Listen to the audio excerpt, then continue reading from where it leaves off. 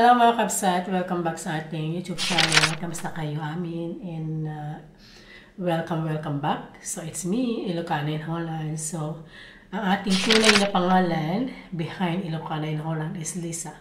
Today's video mga loves ko is ito. And I'm very not feeling well.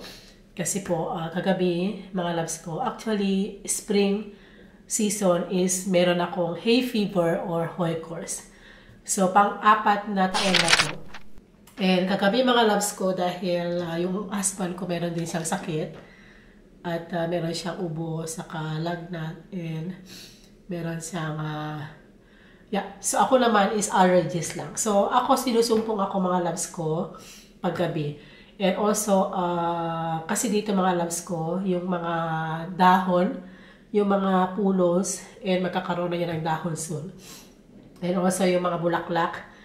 Oh my God, mga loves ko, grabe. Super, ang kati ng mata ko, ang kati ng ilong ko. So, it's really bad for me. So, ngayon mga loves ko, ang nangyari kagabi ay first time nangyari sa akin to. So, okay lang po yung barado yung ilong ko after few hours, okay na.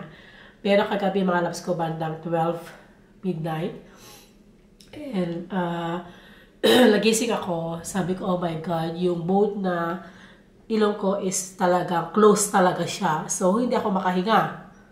Sabi ko, okay, so lalabas ako sa room, iinom ako ng mainit na tubig, uupo ako. So, doon ako sa, sa sofa nakahiga.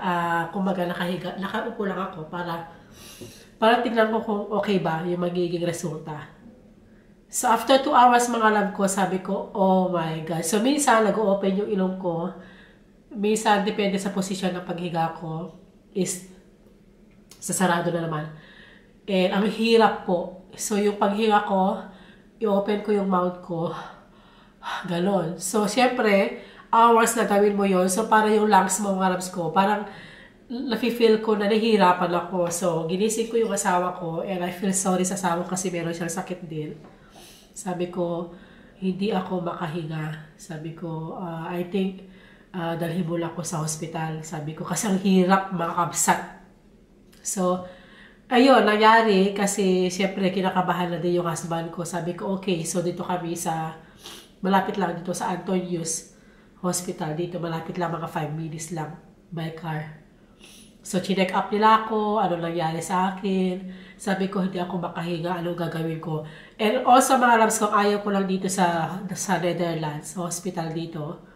I think I'm not mistaken kung lahat ba ng hospital, pag ganito lang yung mangyari sa iyo mga loves ko, ay ito, barado na naman. Ay sasabihin nila sa iyo na is normal, allergies lang yan, and you have to take medicine, or so you have to buy a spray, ganon, or take paracetamol, ganon, paracetamol as in, ganon sila dito. So, ang ending, umuwi kami sa bahay. So, awa ng Diyos, yung husband ko po is meron siyang spray na nagagamit na niya. Sabi niya, gamitin mo to. And ito kasi maganda to. Pag in-spray mo after mga few minutes, and mag-open yung kung saan yung block talaga, nag-close talaga. Ang hirap mga loves ko. Pag uminom ako, galon. Then, ginamit ko yung spray niya. Ito po yun.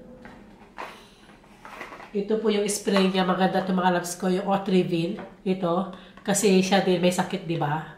Ganun din nangyari sa kanya. So, ginamit ko to. After, naramdaman ko after mga 10 minutes, nag-open siya. Oh my God. Thank you, Lord. So, medyo okay na yung pakiramdam ko.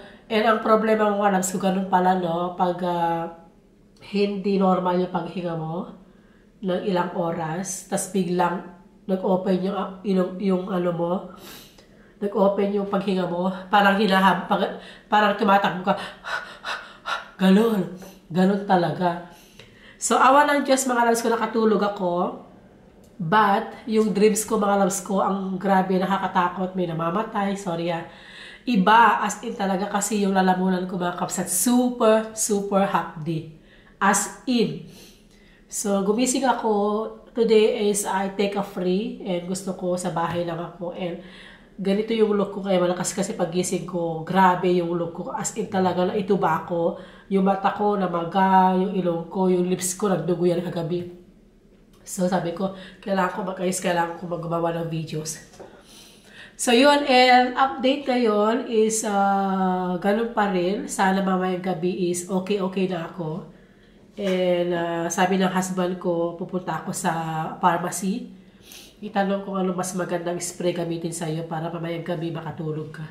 And also mga loves, ginawa ko kanina, nagsuob ako. Yan. Yan. Nagsuob ako. Ito is lemon and salt. Yan yung ginamit ko. So medyo naging okay yung pakiramdam ko. Pero ngayon, close na naman. Close na naman yung ilong ko mga loves.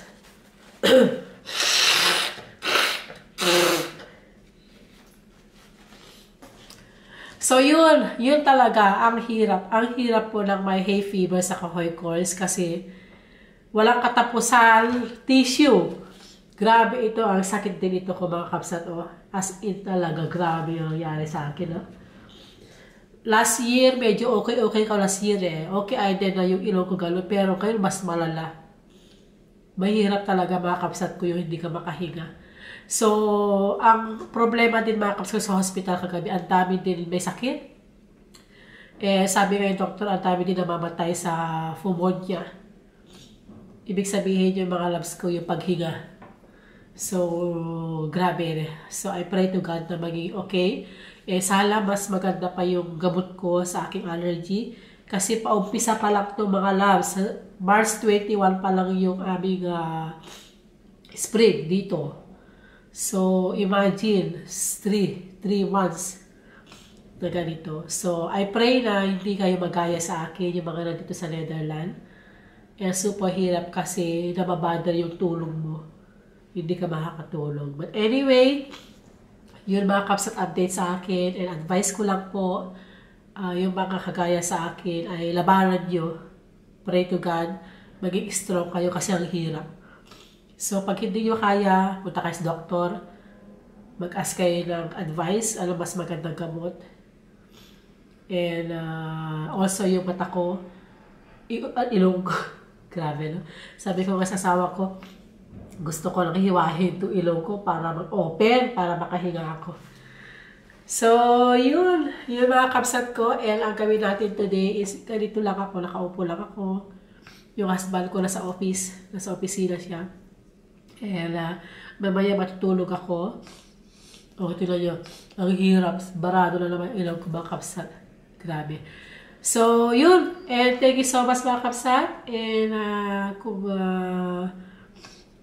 mapanood nyo ito, please paki-like and mag-comment kayo and pagka-subscribe.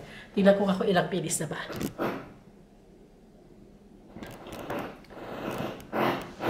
So, yung kapitbahay namin, maingay din.